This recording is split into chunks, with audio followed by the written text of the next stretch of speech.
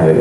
ඊටම නැහැදිච්චම සෙට් එක මහානගරේ හදාගන්න අමාරුම සෙට් එක තමයි අපේ ගමේ මම දන්න විදිහට මහානගරේ අපේ ඉස්කෝලේ මම 10 වසර යනකම් ගියා. ඒ වෙනකන් අපේ පිටිපස්සේ පෙළියෙම හිටපු කීප දෙනෙක් තමයි මහාන වෙන්න ගියේ. ඒ හැර ඉස්සරහ පෙළිය වලින් මේ ගම් වල ඉන්න හොඳම සෙට් එක ඉගෙන ගත්තම ටික නිමිච්චම හැදිච්චම ටික පන්සල් වලට එවන්නේ නැහැ. නැහැදිච්චම ටික පන්සල් දේවල් අපි බලාපොරොත්තු වෙනවා රහතන් වහන්සේලා. හරිද? ඒකෝට හිතන්න එවන බහුතරයක් 99%ක් හදීසියෙන් කලාතුරකින් ඉන්න හොඳම නිවිච්චම දරුවෝ එහෙම ඉවන්නේ නැහැ. හරිද? මම කියන්නේ අතීතයේ එහෙම වෙන්නේ නැති. හැබැයි වර්තමානයේ ඒකෙම වෙන්නේ නැහැ. වර්තමානයේ වෙන්නේ මේ අර හදාගන්න අමාරු වුණාන් දැන් පන්සල් දෙන්නේ. ඒතකොට හිතන්න එහෙම 100ක් එව්වම එක්කෙනෙක් දෙන්නේ වැරදි කරන්න බැරිද? මගේ නෑ ඉවරයි. සාමාන්‍යයෙන් ඔය 100 ගමේ හිටියනම් ඔය 100ම වැරදි කරනවද නැද්ද? වැරදි කරන අදටත් ගෙදර ගියාම අපිට කියන්නේ ඒකනේ. මේ ගමේ හිටියනම් දැන් අනිවාර්යෙන් එක්ක පොලිසිය නැත්තම් හිරේ අර කොහේ බෝක්කුවක් පල්ලේ හරි ඉදී කියලා මේ කියන්නේ. කියන්නේ අපි ගම්වල එහෙම හිටපු අය. කියන්නේ ගම්වල නැහැදිච්චම සෙට් එකේ හිටපු අය. ගම්වල හදාගන්න බැරිම ටිකේ හිටපු අය. මොකක් හරි වැරද්දක් වෙච්ච ගම කෙලින්ම බය නැතුව ඇවිල්ලා අදගෙන යන තත්ත්වයකට චරිත සාධක තිබිච්ච අය. නේ. ඒකයි මම ඉස්කෝලේ යනකොට ප්‍රින්සිපල් සර්ට මේ වැරද්දක් කරපු කෙනෙක් කියන වැරද්දාරංචිලා කෙනා දැනගත්තේ නැත්නම් අනිවාර්යෙන් එනවා අපේ පන්තියට ඇවිල්ලා මාව උසගෙන යනවා මාව ඇදගෙන ගිහිල්ලා ඊට පස්සේ තමයි වැරදිකාරයෝ යන්නේ. මේ කොහෙන් හරි සම්බන්ධයක් තියෙන එහෙම චරිතයක් තිබුණා ගෙදර ඉන්න කාලේ. අද මෙතන මේ බණ කිව්වට අපිත් නැහැදිච්චම තමයි. අපිත් ගම්වල හොඳට හිටපුවා නෙවෙයි. අපිත් මේ ගම්වල ඒ කරන්න තියෙන සමහරවල් ඒ වයසේ හැටියට කරන්න තියෙන අපරාධ කරා. හරිද? ඒ වයසේ හැටියට කියන්නේ ඉස්කෝලේ කට්ටි පණින ඒවා ඉස්කෝලේ ඉගෙන ගන්න තියෙන වෙලාවේ පන්ති කට් කරන ඒවා ඊට පස්සේ ඒ වයසේ හැටියට හරිද? ඒ තිබිච්ච මගේ වයසේ හැටියට කියලා අපරාධ ලොකු පොඩි වෙන්නේ නෑ. ඒ වැරදි සමහරවිට අද මම ගෙදර හිටියනම් අද මෙතන බණ කියනවා නෙවෙයි මේ. මෙහෙම මේ සමාජයට හොඳ නරක කියලා දෙනවා නෙවෙයි. මට හොඳ නරක කියලා දෙන්නේ. ඔය අහලා තියෙන දෙක හොරණින් දින්න හැරවන්න පුළුවන්ද? හොරණ නිදාගෙන ඉන්න කෙනෙක් හැරවන්න බෑ. ඇයි? එයා හිතලමනේ නිදාගෙන ඉන්නේ නේ. ඒතර අපි ගිහලා කොච්චර හැරෙව්වත් එයාට වතුර කෝපයක් නෙමෙයි බාල්දි පිටින් හැලුවා එයා හැරෙන්නේ කොයි වෙලාවටද?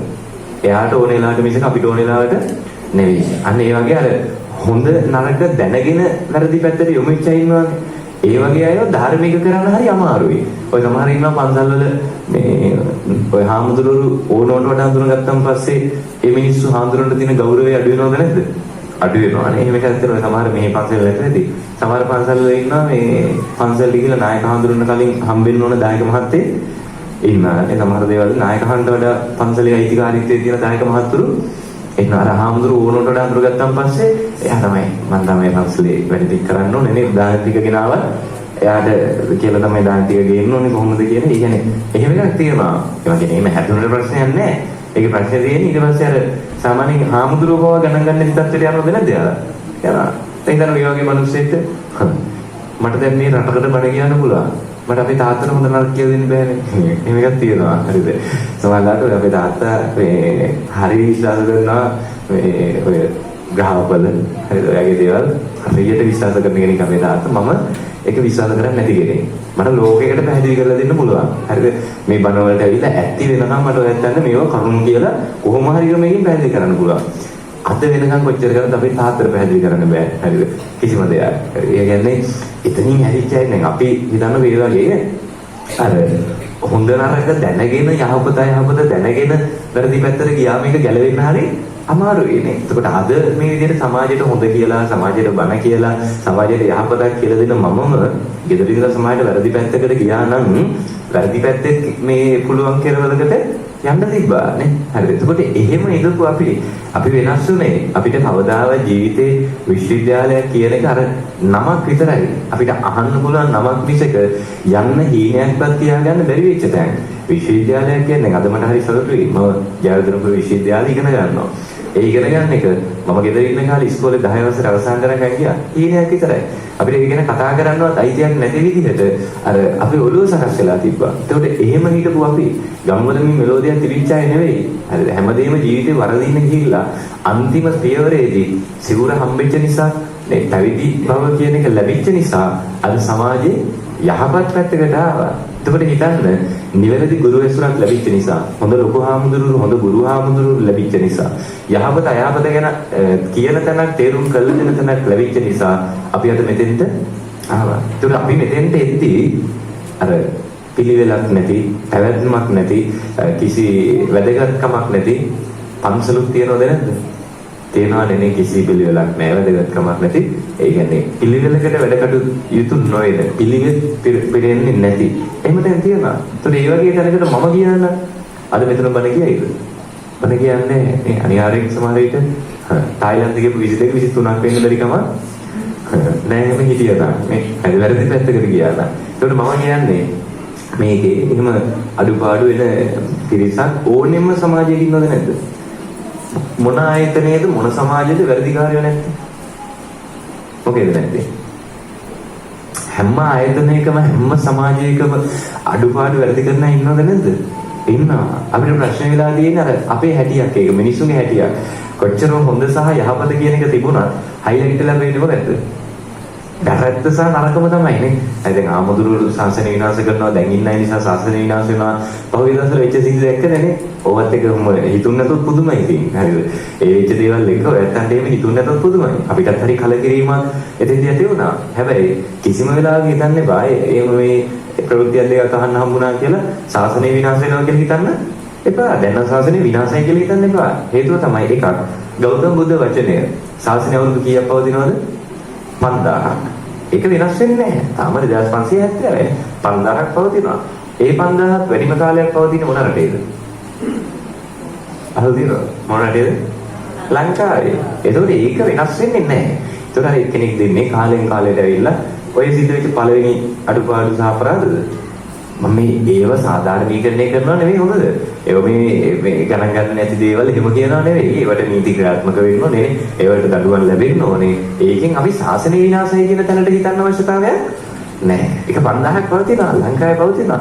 එහෙම කෙනෙක් දෙන්නෙක් කරන ඒවා නිසා අපි එහෙම හිතුවොත් ඇත්තටම ශාසනය වෙනුවෙන් කැපකිරීමක් කරන්නේ. ඔබ මේ කරන්නේ මේ ශාසනය පැවැත්ම වෙනුවෙන් කැපකිරීමක්. නේ මේ බණ අහනවා ධර්ම එකතු කර ගන්නවා.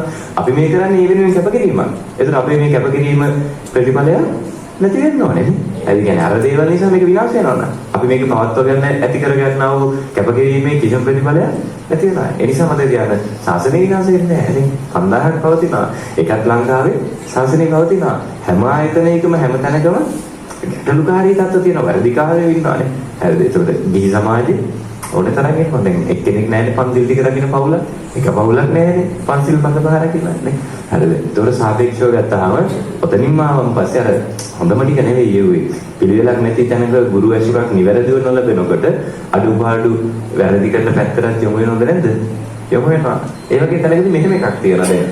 මහා සංඝරත්නය යයි කියලා කවුරු හරි ආමුදුරු කෙනෙක් මොනවා හරි වැරදි කරනවා නම් සිවුදාගත් කෙනෙක් මොකක් හරි වැරද්දක් කරනවා නම් අඩුපාඩු කරනවා නම් ඔයත් ඒ හඳුරන්න ගරු කරන්න ඕනි කියන එකක් තියෙනවද? මෙහෙම එකක් හිතන්න දැන් අපේ එහෙම මතයක් තියෙනවා දැන් මහා සංඝරත්නය නම් කවුරු නම් සිවුදාගත්ත නම් මේ පුද්ගලිකව බලන්න එපා මහා සංඝරත්නය කියලා දන් දෙන්න. එහෙම කියනවනේ. හරි. දැන් නිකමද මේ මිතන් අද මට වන්නට ආරාධනා කරා. පින්කම සූදානම් කරගත්තා. ඔයත් දන්නවා නම් මම මේ වගේ අපරාධ කරන කෙනෙක්. මේ ඔයත්ට දැනගන්න ලැබුණොත් මම මේ වගේ වැරදි කරන කෙනෙක්, අපරාධ කරන කෙනෙක්, මේ වගේ සිවුරට නොගැලපෙන දේවල් කරන කෙනෙක් කියලා දැන් ඔයත්ට හරියම හිතට එකගව හරියටම දන්නවා නේ. ඊතන සංවිධානය කරපුවා දන්නවා මේ හාමුදුරුවෝ මෙන්න මෙහෙම කෙනෙක්. එහෙම කියලා දැනගත්තොත් ඊතන හරිය. වැරදි කරනවා කියලා දන්නවා. හැබැයි මම ප්‍රසිද්ධයි. හරිද? දැන් සාමාන්‍ය අපි හාමුදුරුවෝ අර මේව කරන්නේ ඔන්න ඔහොමනේ. හාමුදුරුවෝගේ වටිනකම් තීරණය කරන්නේ වෙනතු විනයෙන්වත් ධර්මදර විනයදර පැත්තක් වෙලා නෙවෙයි. ඒ හාමුදුරුවෝ channel කීයක බණ කියනවාද? ඒ හාමුදුරුවෝ කොච්චර ප්‍රසිද්ධයිද? Facebook එකේ YouTube එකේ බණ තියනවාද? මේ ඒ හාමුදුරුවෝ කටහඬ ලස්සනයිද? ඔය දේවල් අපි හිතන්නේ ධර්මයේ තියෙන වැදගත්කමකට එහා ඔය දේවල් අපි හිතනවද නැද්ද? අපි හිතනවා. එතකොට ඔන්න ඔය දේවල් එක දැන් ඔයත් හිතනවා හරි මම මොන වැරද්ද කරා? මම හරි ප්‍රසිද්ධයි. මම මෙහෙම channel වලත් බණ කියනවා. එහෙමයි කියලා මාව පින්කමට වඩම්මනවද?